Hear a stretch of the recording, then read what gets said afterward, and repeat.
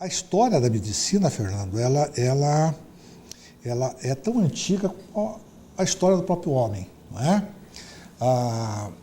Desde que o homem existe a doença, não é? Partindo do princípio que o homem é uma obra inacabada, Sim. não é? Que o homem tem uma personalidade e que, através dessa personalidade, ele vai sofrer as influências do meio, ele vai ter que interagir com o meio, ele vai ser bombardeado por uma série de situações doentias, patológicas, não é? Ele vai estar sendo atacado por radicais livres, por irradiações, ele vai estar sendo atacado pelas bactérias, Sim. pelos vírus, não é? Ele vai estar sendo atacado por arteriosclerose, ele vai ter câncer, não é? Então esse é o contexto, não é? O contexto em que vive o homem hoje, não é?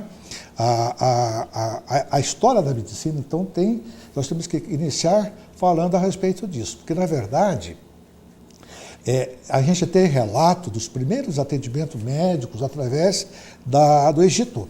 Não é?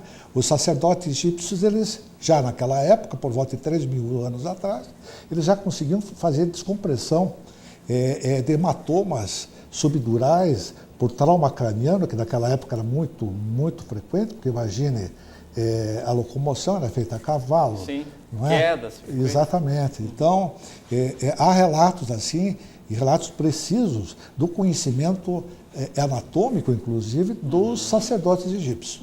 Mas a história continua, e nós temos que descer até mais ou menos 2.500 anos antes, vamos dizer assim, há 500 anos antes do cristianismo, Certo. um apogeu da cultura grega, não é? Então, com o apogeu da cultura grega. Então, nessa época, onde é que eram atendidos os pacientes? Os pacientes eram atendidos nos templos, não é? Nos templos da Grécia, porque a Grécia era o país, na época, que estava com toda a cultura Sim. vigente, não é? No sistema.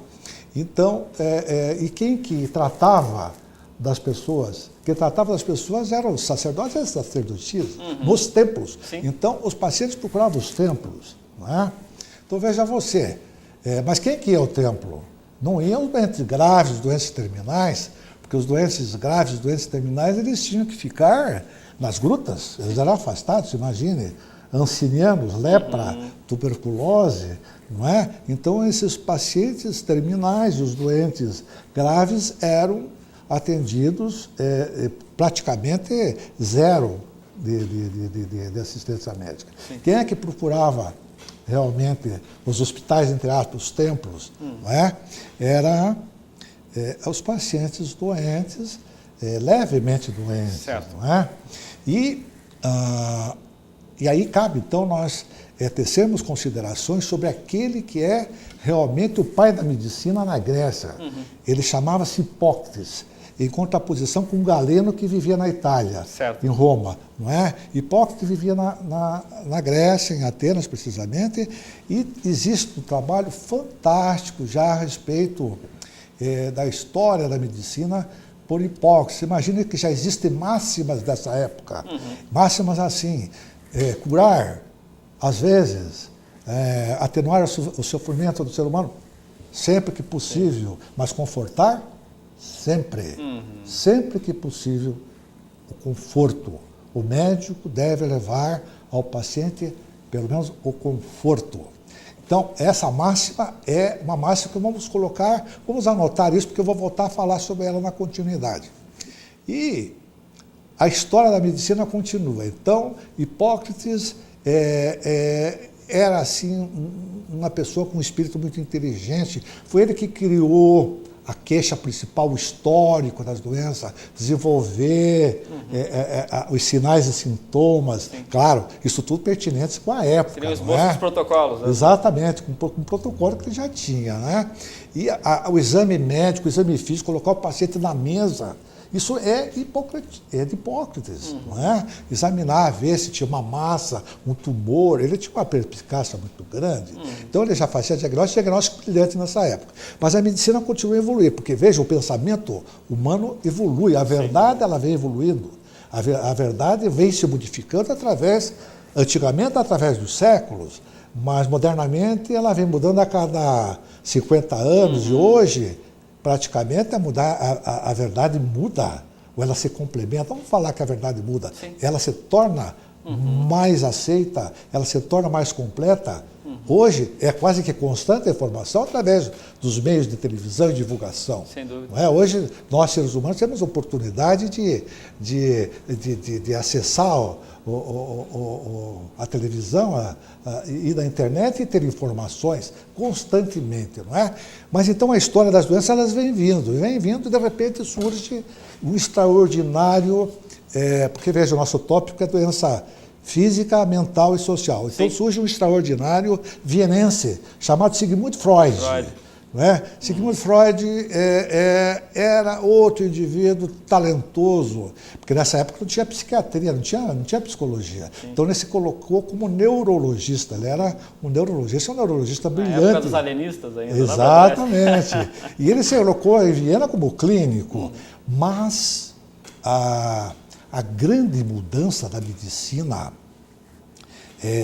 no caso, essa medicina, para se torná-la mais científica, né, a medicina chamada assim, não empírica, sim, a medicina mais fantasiosa, se deve à hipótese das partes orgânicas da medicina e a Freud na parte mental, na parte emocional. Certo. Porque veja você, a medicina se tornou bem mais científica e, claro, acompanhando a ciência, porque à medida que vai passando o tempo, a ciência, através do empirismo, que se tornou mais frequente com os filósofos, sim, na Grécia, eles é que vêm trazendo a verdade, o novo conceito da verdade sobre a natureza, não é? Eles também colocaram esse empirismo em laboratório.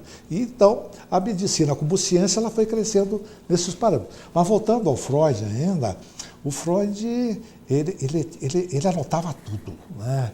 Ele tomava nota de cada tudo, caso. Ele estudava cada caso, as minúcias, não é? Então a psicanálise nasceu com Freud, a psicologia nasceu com Freud. Então, você veja bem, se você for definir hoje psicologia, você vai definir que psicologia é o estudo da psique. E a psique é uma palavra de origem grega. O Freud foi, na tragédia grega, estudar os filósofos, e precisamente o complexo de Édipo, que hoje é o beabá da psicologia, não é? Se deve a Freud. Por quê? Mas se deve aos gregos, que já tinham dentro do teatro da tragédia a história do complexo de Édipo, né? Que o filho se relaciona com a mãe e se torna dependente da mãe e segue sempre dependente da mãe. Fases. Não é? Esse exemplo da nossa vida hoje, não é? Então, a psicanálise nasce aí com Freud, não é? Com Freud, com essas minúcias, ele então descobriu realmente que o tratamento médico não precisa ser feito somente com remédios, certo, mas com a palavra. Então, a palavra pode dar conforto. Sem dúvida. Também ela pode te colocar problemas. E a medicina continua a evoluir, veja bem. Então, ela vai tomar bastante corpo, né, com já Freud, mas com o cristianismo. O cristianismo de 2000 anos atrás. Né? Às vezes eu coloquei uma coisa um pouco mais na frente, mas eu volto atrás, claro, não é, para complementar. Porque existe outra máxima do cristianismo. Faça ao teu semelhante aquilo que se quer que faça para você. Isto aí, hoje, é extremamente importante em todas as profissões das relações humanas. Por quê? Porque você pode ser um expoente da medicina, da engenharia, você pode ser um expoente da psicologia, na atividade que você tenha. Mas se você não for humano em colocar o conhecimento, tanto é que você fala que o cientista também tem que ser humano, tem que ser solidário, não é?